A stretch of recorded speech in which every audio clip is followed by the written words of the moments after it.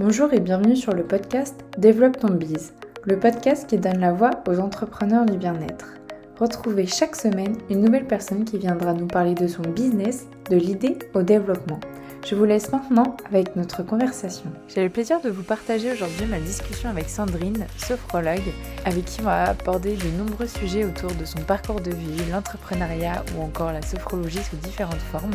Elle nous expliquera l'importance de la sophrologie pour accueillir ses émotions, lâcher prise, renforcer sa confiance en soi et même son estime de soi, mais aussi être aligné avec ce que l'on veut et être dans le moment présent. Elle nous évoquera aussi la manière d'aborder la sophrologie sous différents ateliers, la création de ces sophrobalades pour allier la nature, la marge des exercices de sophrologie, mais aussi la création de ces ateliers parents-enfants pour retrouver une certaine complicité entre le parent et l'enfant, avancer et grandir ensemble avec parfois des problématiques communes. Elle nous parlera aussi d'un autre type d'atelier qu'elle met en place, le moment de prendre un instant avec ses amis et faire en même temps des exercices de sophrologie. Je vous laisse maintenant avec la discussion.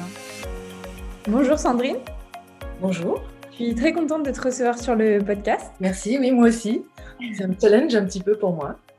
Est-ce que tu pourrais dans un premier temps te présenter la manière dont tu souhaites ? Oui, alors j'ai toujours... j'avais une amie il y a quelques années qui disait toujours, quand on lui demandait ce qu'elle faisait dans la vie, elle répondait toujours: «Je fais de mon mieux». Et je trouvais que c'était vraiment une belle réponse parce qu'on est toujours lié à une activité. En fait, je trouve qu'une activité, ça nous définit pas forcément. Et souvent, c'est bien plus profond. Donc là, je voulais commencer par un petit peu... donc je suis plutôt de nature curieuse, optimiste, timide quand même avec un peu une réserve, beaucoup d'empathie pour les gens et un grand sens de l'écoute. En fait, j'ai toujours aimé écouter les histoires des gens, que je suis un peu comme passionnée par l'humain. Et du coup, j'ai commencé il y a environ 8 ans à m'intéresser au développement personnel. J'ai rencontré une sophrologue en cours collectif. Et là, ça m'a appris énormément. Ça fait vraiment waouh, ça fait un grand changement dans ma vie. Du coup, suite à cette première année de cours collectif, avec 2 amis, nous sommes partis une semaine en stage, enfin une semaine de ressourcement. La thématique, c'était dérouler le fil de soi. En fait, moi, je suis partie plus en me disant c'est une semaine bien-être, sans les enfants, ça va être tranquille. En final, il y avait un vrai travail sur soi que je n'avais pas mesuré avant. C'est suivi, c'est un voyage en Inde avec une mini-cure de massage ayurvédique. Pareil, une belle découverte. Et c'était comme si j'étais en chemin pour quelque chose. Après, des lectures se sont amenées à moi, de Frédéric Lenoir, les 4 accords Toltec. Je me suis intéressée à la communication bienveillante. On m'a fait découvrir Deepak Chopra, donc la méditation. J'ai fait du yoga nidra, je me suis inspirée après au yoga. Enfin, voilà, tout ça était, ça posait des petites graines à chaque fois, de plus en plus importantes pour moi, et ça me donnait un équilibre. Et à l'époque, je travaillais dans le commerce, donc j'aimais vraiment le contact avec la clientèle, mais j'avais un espèce de sentiment que j'avais un peu fait le tour, donc je commençais à me dire: «Bon, qu'est-ce que je pourrais faire ?» J'ai tenté une formation avec le CPF. Bon, ça avait été refusé. Puis je me suis dit: «Bah, c'est parce que c'est pas ça». Et puis, tout ça s'est fait petit à petit, hein. Et en 2019, au mois d'août, j'ai été licenciée, ce qu'on appelle un licenciement économique. Et du coup, je l'ai plutôt bien pris. Je me suis dit: «Bon, bah, voilà, ça va être certainement l'occasion, c'est peut-être un signe, enfin, de faire autre chose». Donc voilà, j'ai un petit peu réfléchi, et la sophrologie c'est très rapidement présenté à moi. Alors je savais que j'avais presque 2 ans, enfin en tout cas une bonne année et demie pour me préparer. La formation démarrait pas aussitôt, et comme j'ai expliqué, je suis une nature assez curieuse, même si j'ai appris à ralenti, mais je suis souvent quand même dans l'action. Il me restait un peu de temps avant de démarrer cette formation. Donc je me suis intéressée aux huiles essentielles par l'intermédiaire d'une amie. Et j'ai fait aussi une petite formation sur un massage avec les huiles essentielles. J'ai trouvé ça vraiment formidable. Donc ensuite, la formation de sophrologue a démarré. Donc très enrichissant, je vais en parler après, je finis. Et j'ai voulu me former un deuxième massage pour que ça soit dans mon offre plus intéressant qu'un seul massage. Donc je me suis formée à un massage indien qui s'appelle l'Abhyanga. Puis, je ne sais pas si tu connais la fondation Sève de Frédéric Lenoir, Savoir-être et vivre ensemble. Ok. Ça me parle aussi, c'est pour animer des ateliers à visée philosophique. Et du coup, j'ai suivi aussi cette formation qui vient enrichir aussi la pratique de l'attention qu'on peut utiliser en sophrologie. Et une autre méthode belge qui est très peu connue, c'est la méthode Félicité. C'était sur 3 jours en Belgique. Pareil, pour aider les enfants qui ont des problèmes d'apprentissage, mais on peut transposer après cette méthode aux adultes, un peu tout le monde. C'est pareil, hein, ça permet de développer le bien-être, d'aider les enfants qui présentent des difficultés d'apprentissage. Ça améliore leur concentration, la confiance en eux. Voilà, ça leur permet, c'est en 9 étapes, ça leur permet de se recentrer, de réveiller le corps, de faire circuler les émotions et leurs sensations, de s'enraciner, hein, d'exprimer les colères, les frustrations, de gérer, de créer un espace positif autour de soi. Et en fait, d'être mieux.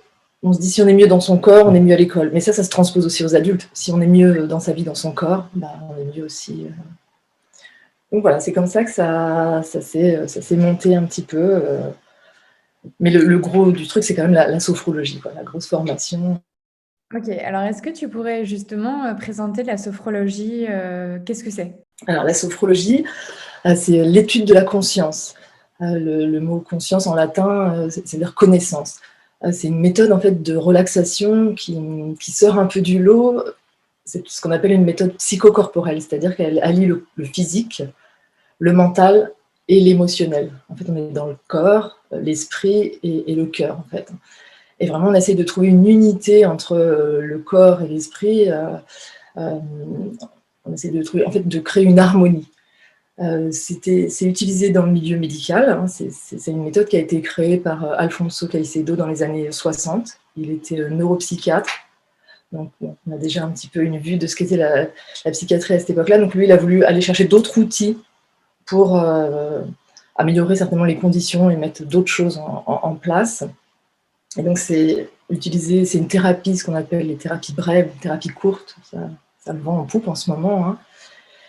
C'est utilisé aussi en développement personnel et pour moi, c'est aussi un art de vivre, un peu comme les sportifs, hein, plutôt une philosophie de vie aussi, qu'une fois qu'on a fait plusieurs séances, on se l'approprie, un outil qu'on peut réutiliser dans son quotidien.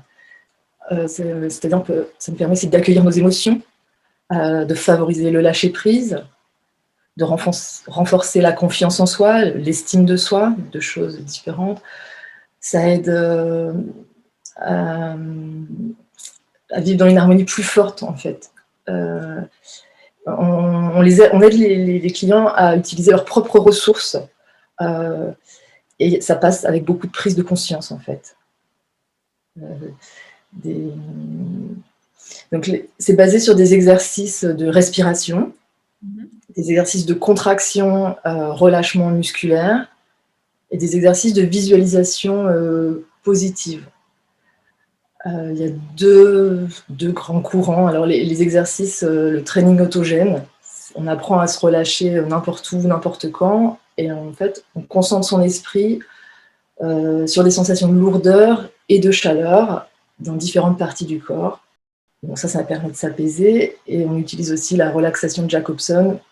Donc là, on contracte et on relâche le muscle. Du coup, en fait, on fait prendre conscience aux gens de leur corps, en fait. Ils n'ont plus l'habitude d'être dans leurs sensations, les 5 sens. On travaille aussi beaucoup sur les 5 sens. En fait, on les amène à porter un regard différent sur leur quotidien. On leur propose des outils pour se transformer, pour aller vers un changement. Et bien évidemment, pour ça, il faut s'entraîner. C'est pas non plus une baguette magique, hein. C'est comme un canapé, il n'arrive jamais à faire le marathon. Donc en fait, il faut vraiment que les gens soient acteurs de leur changement et qu'ils prennent ne serait-ce que 10 minutes par jour pour ritualiser un petit peu ces exercices. Et au fur et à mesure, ça va amener des nouvelles connexions neuronales et ça va créer un changement, en fait. Ok. Et alors, comment ça se passe justement? C'est des séances individuelles, collectives que tu fais avec tes clients? Alors, je fais les deux. Ouais. Donc, les séances individuelles, on travaille plutôt sur un objectif.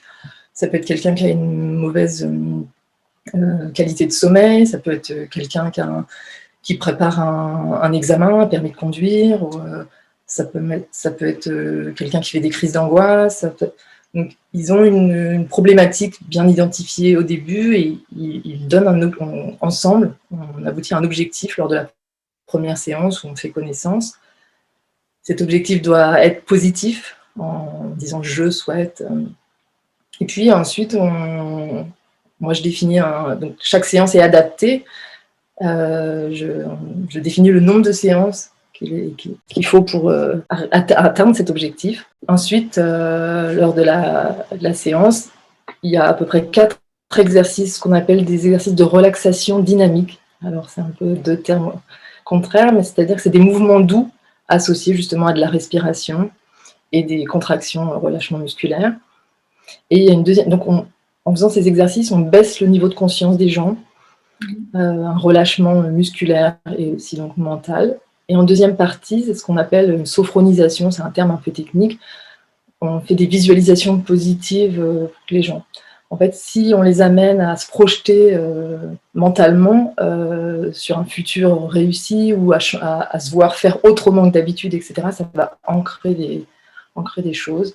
Mais on peut travailler aussi sur le présent, on travaille beaucoup sur l'instant présent en sophrologie.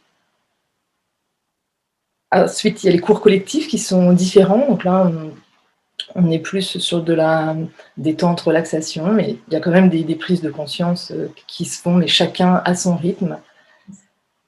J'essaye, moi, d'amener des jeux, en fait, de passer par les jeux. On sait qu'en sophrologie, par exemple, on peut travailler sur la concentration, des choses comme ça. Des fois, ça ne nous parle pas, mais à travers un jeu, sans que les gens s'aperçoivent qu'on est en train de travailler, c'est vraiment intéressant, ça donne une dynamique au groupe, on se laisse plus aller, on se laisse porter par le jeu, on a moins l'impression d'être dans l'introspection ou de faire un travail sur soi. J'ai développé aussi les sophro-balades, donc là ça permet de découvrir la sophrologie autrement et de l'amener aussi peut-être à des personnes qui ne seraient pas venues en cabinet faire une séance vraiment de sophrologie. Ça peut encore faire peur, ça peut décourager, des choses comme ça. Donc là, en alliant le côté extérieur, la nature, en faisant une petite marche où j'intègre des exercices et un fil conducteur tout au long de cette balade. Voilà. Et des gens, même au bout de 3-4 balades, m'ont exprimé ils se sont rendus compte qu'ils n'étaient pas capables, ils avaient pris conscience qu'ils n'étaient pas capables de, enfin, ils se seraient pas cru capables de faire certaines choses. Et finalement, avec l'effet du groupe, ça s'est fait tranquillement, se reconnecter à soi, à la nature, l'exercice d'ancrage, voilà. Ok. Et du coup, tes balades ou même tes cours collectifs, c'est plus ou moins sur une thématique ou comment tu les réfléchis, tes ateliers? Alors ça dépend si c'est un groupe, ce qu'on appelle un groupe fermé ou un groupe ouvert. Si c'est un groupe fermé, c'est-à-dire que les personnes viennent sur un cycle défini, ça peut être sur 12 séances ou sur même une année. Ouais. Donc là, du coup, on peut avancer ensemble, on peut au début aussi leur demander sur quoi ils ont envie de travailler. Donc du coup, au moment des visualisations, on va prendre des ressources générales, on ne va pas prendre des ressources personnelles. Et si c'est un groupe ouvert, c'est-à-dire que là, les gens viennent, partent, enfin, ils viennent selon leurs envies. Là, on travaille surtout sur la détente, les exercices de respiration, apprendre à se relâcher on travaille plus sur l'anxiété, le stress en général et la détente. Dans les groupes fermés, on peut travailler sur une thématique. Si c'est en entreprise, on peut travailler sur la confiance en soi, sur la surcharge, la sécurité intérieure, enfin, le sommeil, tout un tas d'intentions. Voilà. Ok. Et justement, j'allais te demander, c'est quoi tes types de clients, tes profils avec qui tu travailles? C'est vraiment varié justement. qui est difficile au début à mettre en place, c'est ce qu'on veut cibler. Et finalement, je ne voulais pas me mettre de frein. J'avais eu l'occasion aussi de travailler avec des travailleurs en situation de handicap. C'est des personnes vers qui j'ai envie d'aller. J'ai envie d'aller aussi vers les personnes âgées. Enfin, j'ai l'impression que tout le monde a droit à avoir ses outils en main, à se les approprier, à être autonome par la suite. Donc, ma clientèle, c'est plutôt quand même des femmes, par contre. Des enfants, des femmes. Alors, la tranche d'âge, c'est vraiment varié parce que j'ai aussi bien des jeunes qui ont 25 ans jusqu'à des personnes qui ont 66 ans.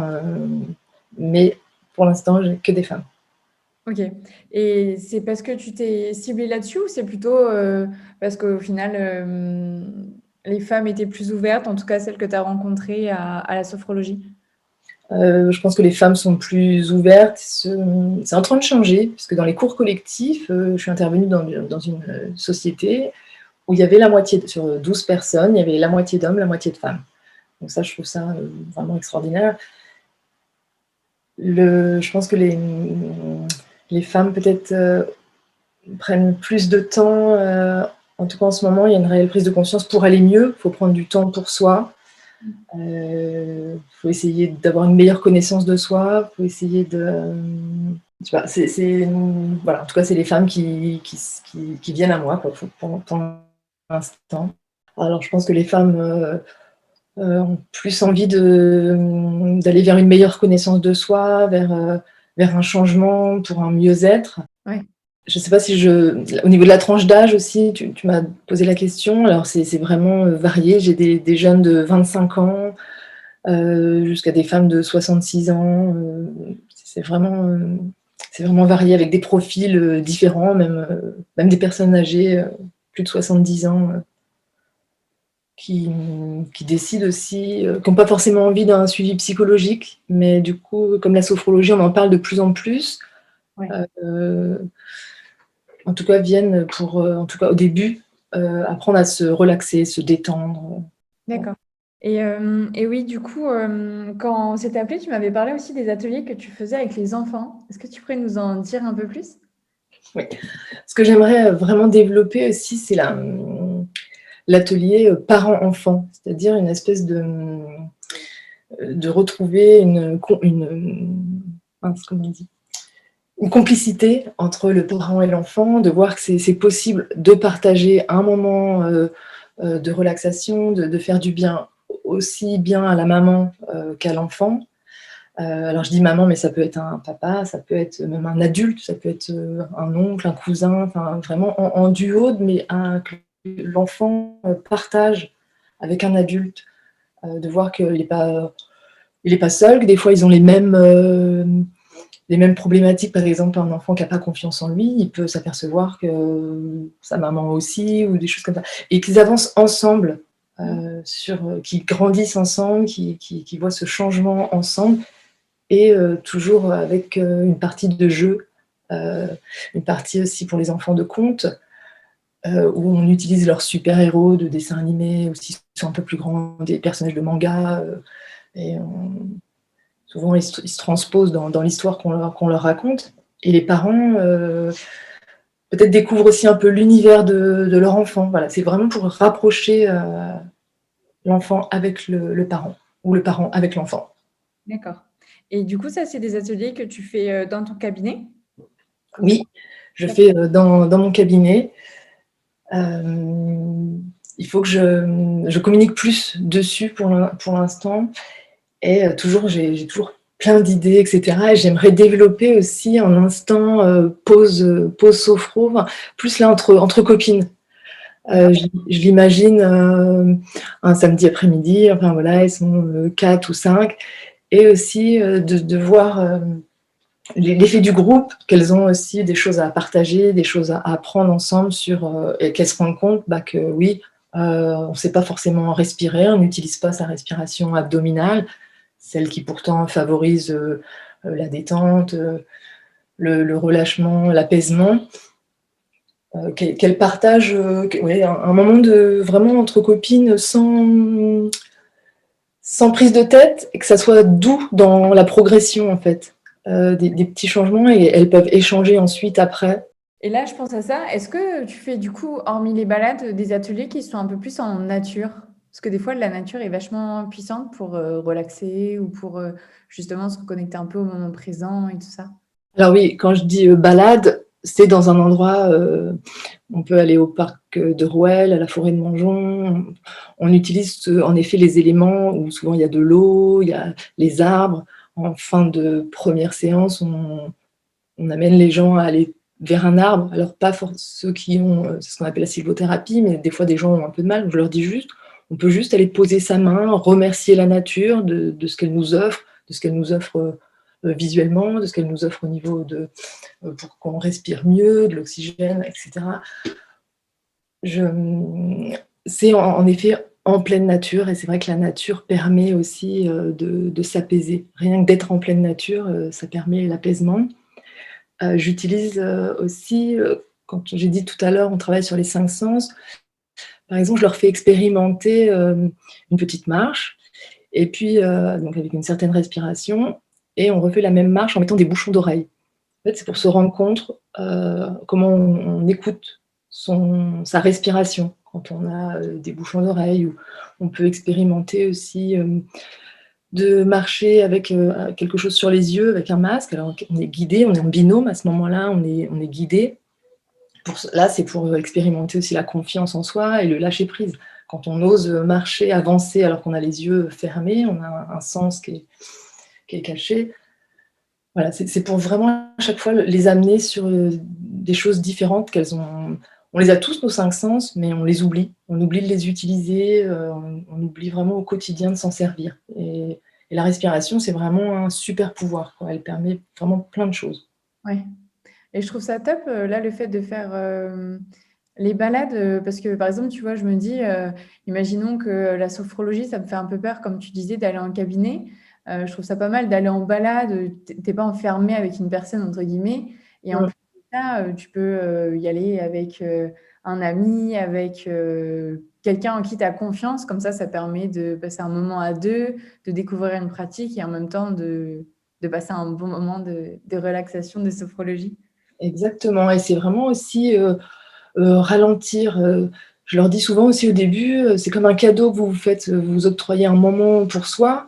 Ça montre aussi que vous avez de l'importance, et ça va permettre petit à petit aussi d'adopter de nouvelles habitudes, de prendre du temps pour soi, de ralentir. On est toujours soit dans le passé à ruminer, soit inquiet sur le futur, et on oublie des fois juste là d'être présent à l'instant, ici et maintenant, quoi. Carrément. Et après, d'un aspect un petit peu plus entrepreneurial, je voulais te demander un peu comment s'était passé le début de ton activité, le fait que ce soit aussi bien les démarches un peu administratives ou le fait d'avoir ses premiers clients. Comment ça s'est passé pour toi? Alors, l'étape de la création, on est assez bien préparé à l'école. Par contre, pour moi, ce qui était peut-être le plus difficile, enfin, c'était juste aller, de se lancer. Ça y est, ça ancre, ça acte, enfin, le changement, voilà, comme un dernier saut à faire. Et Mhm. c'était peut-être une petite difficulté au début à dire je suis sophrologue. Enfin, voilà, je pratique le massage bien-être, je suis animatrice. C'était c'était j'ai retardé un petit peu la date de création, mais une fois que c'était fait, ça y est, c'était parti. D'accord. Après, il y a toute la partie communication, où ça, moi, je suis plus une manuelle, tout ce qui est créativité, je l'ai énormément, mais pas forcément sur un ordinateur, donc je me suis fait un petit peu aider. Mhm. Et puis, bah, il faut savoir aussi, c'est ce qu'on apprend aux gens, donc nous aussi, à lâcher prise, quoi. Sur arrêter de s'inquiéter sur comment ça va se passer, la clientèle, et cetera, et on s'aperçoit qu'en lâchant comme ça, bah, ça vient à nous. Il y a des choses, la vie, elle nous apporte des réponses, elle nous offre des cadeaux. Voilà, par exemple, je vais remplacer une dame qui prend sa retraite pour des cours collectifs. Enfin, oui, tout se met en place tranquillement. Voilà, il faut juste aligner, et puis ça se fait tout seul. Par contre, à l'inverse, moi, ma grande difficulté, c'est aussi des fois de me structurer, parce que j'ai vraiment beaucoup d'idées. Je voudrais tellement toucher les gens des gens qui ne viendraient pas forcément au cabinet, qui ont une méconnaissance, des peurs. Donc voilà, je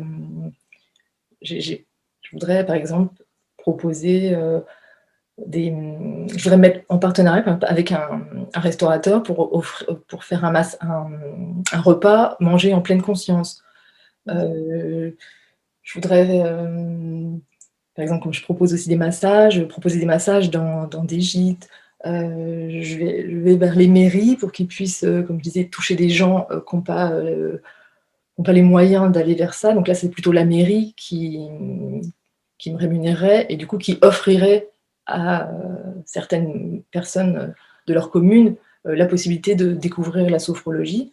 Et donc tout ça, avec toutes les idées, des fois j'ai un petit peu de mal à me structurer, donc je me redis: «Bon allez, la méthode des petits pas, on met en place une chose après l'autre». Donc j'ai commencé par les sophrobalades.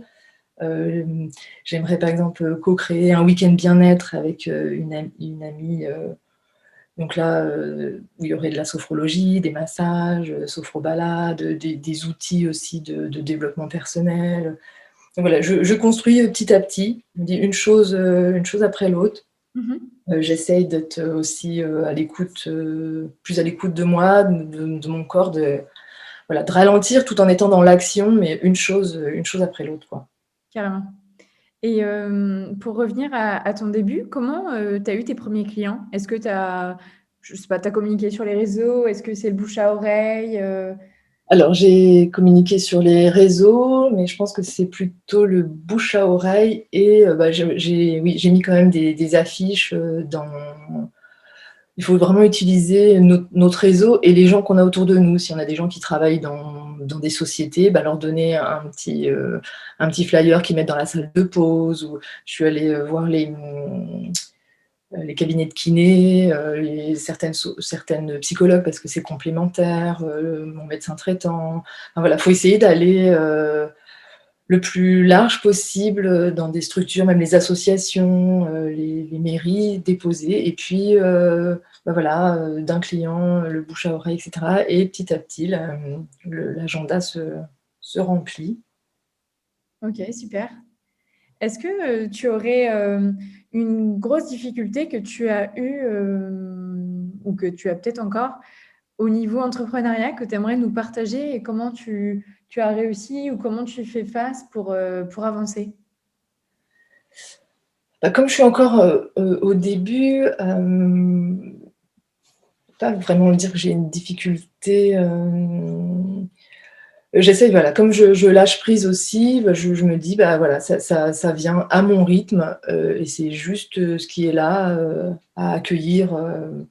Donc pour l'instant, pas de grandes difficultés. J'ai la chance aussi d'avoir un compagnon, qui me soutient et dans mes projets. Donc pour l'instant, heu, pour l'instant ça va. Je verrai au fur et à mesure, voilà. OK. Et est-ce que tu aurais des ressources à nous recommander, que ce soit, un livre, un podcast, une rencontre, qui t'a aidé dans le développement de ton entreprise? Oui, alors, déjà j'ai cette personne, il y a 8 ans que j'ai rencontrée là, qui est une sophrologue qui s'appelle, Nathalie Debreuil, qui est une personne extraordinaire qui fait plein de formations, qui à la base elle a été esthéticienne, elle a fait de la réflexologie, la sophrologie, de la médecine chinoise, du qigong, enfin, l'EFT, enfin très belle personne et du coup, la deuxième formation massage, c'est avec elle, que je l'ai faite, le massage indien. Donc ça, c'était vraiment une belle rencontre. Tout récemment, j'ai rencontré, Denis Tran.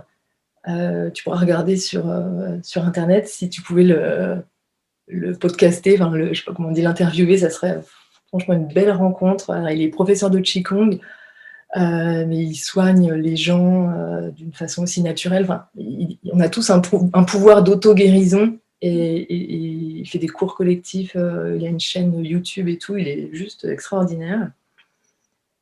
Après j'ai, tous les livres, c'est un peu tous les livres de développement, personnel, ce qui est intéressant aussi pour les gens qui se mettent un petit peu au début au développement personnel et tout, il y a les 21 jours de Deepak Chopra, où tous les jours on a une méditation à faire et avec un petit, questionnaire un peu un travail sur soi. On prend un cahier, on remplit, ça peut être tous les jours, c'est une mission un peu différente. Ça peut être écrire une lettre de pardon à quelqu'un, ça peut être lister les gens auxquels on voudrait les remercier, qui ont eu de l'importance dans notre vie. Enfin, des petites thématiques comme ça, et vraiment, ça permet aussi de créer une nouvelle habitude. On dit qu'il faut 21 jours, bon, il faut plus que ça, il faut presque 3 mois, mais c'est déjà un début dans le développement personnel pour quand on n'a pas forcément envie de consulter ou des choses comme ça. Après, il y a le livre Les 4 accords Toltec, qui est intéressant, et tous les livres de Frédéric Lenoir. Enfin, il y en a trop. Et aussi sur Internet, maintenant, on a de la chance. À l'époque, on trouve beaucoup de ressources aussi sur Internet. Carrément. Ça veut dire quoi pour toi développer son business? Développer son business, peut-être si je faisais une carte mentale un peu, je me mettrais un objectif et puis le développer, je ferais plein de petites flèches pour comment y arriver. Et de cet objectif-là, une fois que je développais, c'est-à-dire après passer à un autre objectif, en fait, à chaque fois d'aller d'élargir, de pouvoir transmettre ma passion, pouvoir accompagner les gens. Ouais, développer, c'est pas facile comme question parce que c'est aller vers toujours rester aligné vers ce qui me passionne. Carrément. Super.